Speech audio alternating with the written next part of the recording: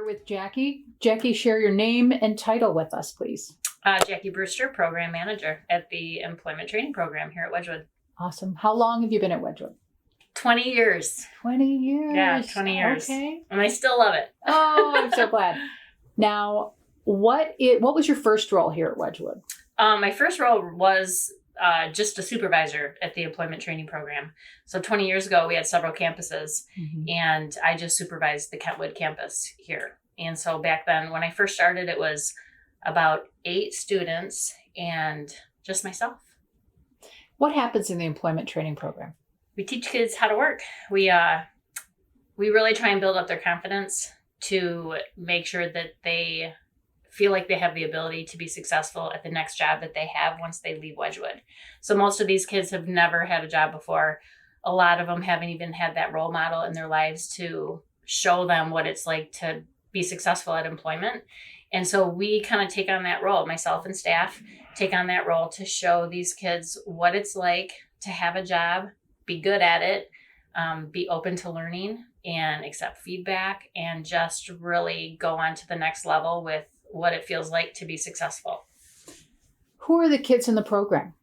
We hire 14 to 18-year-olds, and they are the kids here that are residents. They live here. They go to school here through Lighthouse Academy, and they get therapeutic services for whatever is needed to improve their lives. What's the biggest change you see in a child once they start working at ETP? Confidence. It's so cute to see them in the interview, because I just interviewed a client actually right before I came, and their cheeks were shaking. They were so nervous. And I just kept telling them, it's okay. Just take a breath. This is just practice. And so by the time the interview was over, just the smile on their face to know that they did a pretty good job. We give them feedback to know, so they know how to improve next time. But really, I think as they work and they really start to realize that they can learn some of these tasks and they can really be successful, they see that they're actually good at something and they're getting paid for it. They really start to just shine. Their spirit shines, and you can see it. They don't want to leave work. A lot of these kids come running into our building because they're so excited to be there, and they clock in just like any other job, and they find out what staff they're working with for the day, and they hustle. They do their job, and to see them then at the end of the day, they're tired, but they feel so good about themselves and what they accomplished. It's just awesome to see their spirit just shine, because then they go back to the unit, and after a hard day's work, they feel good about themselves. Their behavior is better. They're more vested in school, which is just phenomenal. I mean, that's a huge priority for us. They can't even get hired unless they're doing well in school.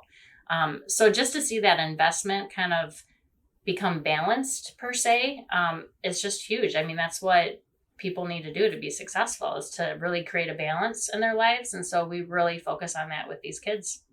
Beautiful. So at Wedgwood, we talk a lot about grace-filled care. It sounds like that's what you and your staff are exhibiting. Yeah, every day. Every day. Yeah. So that offering grace to these kids. Yeah. Wonderful. They need it. They really do need it. Right.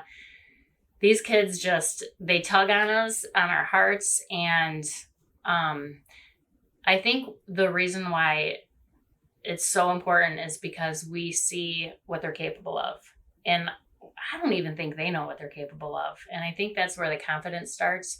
Who would think that a 15-year-old boy can sit at a commercial sewing machine and sew sling back things of fabric for our chairs that we're making for our camping chairs? I mean, they sew the little tags in, and it's the ownership that they feel is like an ownership that they've never really had in their life. They've either moved around so much, or every single thing that they own can be put in a garbage bag. And so to get that ownership mentally of things that they've accomplished, of just that confidence, it's huge. It just really makes them believe that they can go far. They really can succeed. They really can do these things. And just to see that every day, we just have to keep giving them more grace, all the time, because we know that that's in them. Sometimes they challenge us. I mean, they challenge us a lot because they don't believe it themselves. Mm-hmm. But we push them. We have to push them in order for them to feel it. But then once they do, the success is just crazy. It's so cool. it is so cool to see these kids and just how great they feel about themselves. Awesome.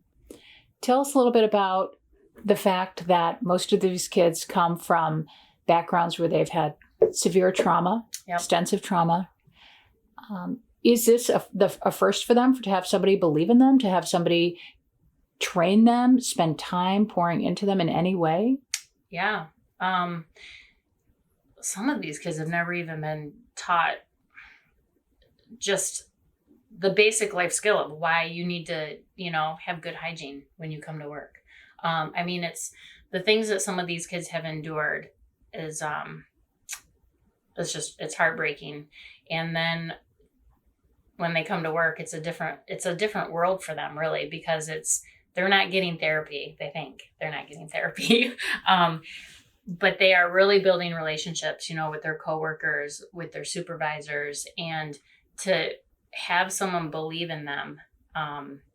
It's just, they don't typically experience that. And so, like I said, they do want to give up. And we have staff in the program that I've heard them say, well, I know you didn't do a good job, but you're going to do it again until you get it right, because I know you can do that. And so after 3, 4, 5, sometimes 6 tries, when the kid finally says, oh my gosh, I did it. And we all just start cracking up, because it's like, I told you, and so to see that, that they finally see someone believe in them, it makes them want to strive for more. They realize that, yeah, I do have people that believe in me, that can support me and encourage me and see that I am worth it.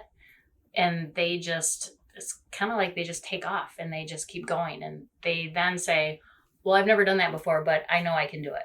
Yep. Let me figure it out. I'll learn that. Where when they first start the program, they are so skittish to do anything. Even, am I cleaning this table right? Or did I thread this needle right? To, here, let me teach this other client how to thread the sewing machine, or how to change drill bits, or how to use the sander. It's just all these different things that these kids learn. And like I said, their confidence grows, and then they really become a lot more relational, even with adults. It's like they kind of start trusting adults again, which is just awesome to see, because they're so distant at first, because they've been let down so many times. But again, that relationship piece is so important, because once that is built, the kids finally realize that they kind of have no bounds, that they really can keep moving forward in life. Outstanding. Who was that person for you, Jackie? Who believed in you when you were a kid? Who gave you confidence? Bad question. Why? Oh, I'm sorry. Because it's just going to make me emotional. It's okay. I'll cry with you. Yeah. Probably, my parents, they were a really big piece, but my dad. So, and he passed away a few years ago. So, yeah. Well, you know what it is to have somebody believe in you even when you don't. Yeah, I wasn't the best teenager, that's for sure. And I think that that's one reason too why I can relate to a lot of these kids. And, everyone has stuff in their lives. Mm-hmm. Everyone has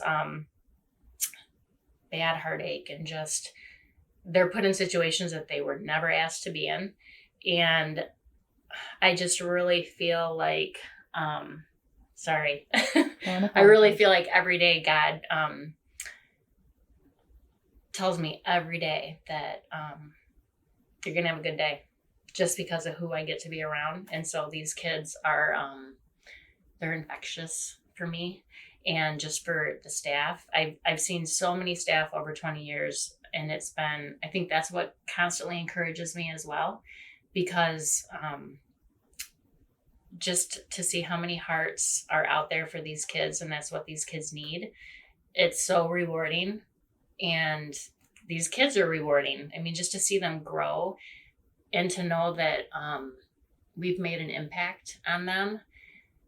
It's awesome. Even the, social media is crazy these days, as we all know. And so these kids get discharged, and within hours, they will find us on Facebook to friend request. And that right there just says they want to be connected to us for life, kind of thing. And it's awesome. Can we use you for a job reference? Can just that constant contact, even kids that worked for me, oh my gosh, 17 years ago, they were in the program. And a girl just reached out to me probably about a month ago, sent me a huge paragraph on Messenger about how she still remembers me because I liked her shoes. You know, she came to work one day and in the interview I said, "Oh, I love your shoes." And she said that since that moment, I really felt like someone kind of had my back. And she goes, "You were such a mentor and role model to me. You have no idea how many times I've thought about the program and what the program did for me." She's up for management at Amazon up here. She wants to go for coffee sometime. And I'm like, yeah, I'd love to. And what's crazy is she's like a cornhole competitor. She competes for cornholes. And so I said, we got to hook up because we make those at work now. And she's like, no way. And so, I mean, it's just that reward, you know, and it's not just my story, it's other staff stories to get that reward years later. It's awesome. And so to start from when I was a kid and who mentored me and believed in me and just kept pushing me no matter what, to now I'm that person doing it to other kids. It's just like, how much better can my cycle of life be? It's just constantly giving back. And I don't think I'll ever stop. So that's all I have to say on that. What would you say, Jackie, to the donors who help fund employment training and help make it possible? What would you say to them? I mean, what else can you say besides thank you? They are what makes this possible. Because these kids' lives can't be touched in areas like this without that funding.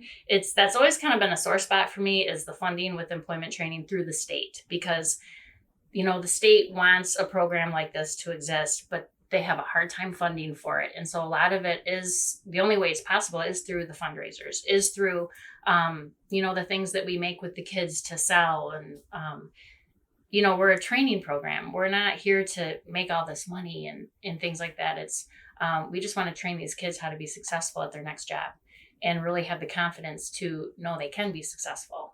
And so the donors are what makes it happen for us, really, because we wouldn't exist if we didn't have them. Plain and simple, really, on that. Right. So, okay. And what's your vision for ETP? Where do you see things going? Growth. That's the only thing I want, is for it to just continue growing, to get more kids. I want as many kids as I can have in that program.